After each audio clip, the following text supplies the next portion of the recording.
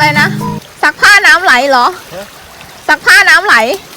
ทำไมนะเสียดายน้ำเหรอประหยัดน้ำประปาที่บ้านด้วยการเอากางเกงมาซักที่น้ำไหลปีแล้วน้ำไม่ไหล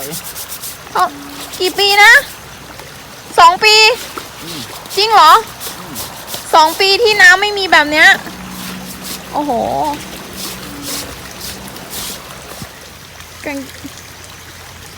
กางเกงตัดหญ้าใช่ไหมมันคือกางเกงตัดหญ้ากางเกงทำงาน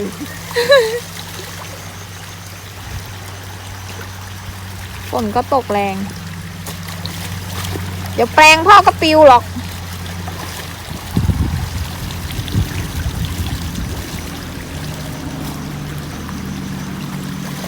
อันนี้น้ำสะอาดไหมอะ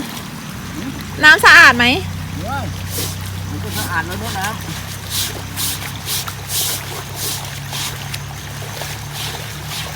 น้ำขนาดนี้ไม่สะอาดจริง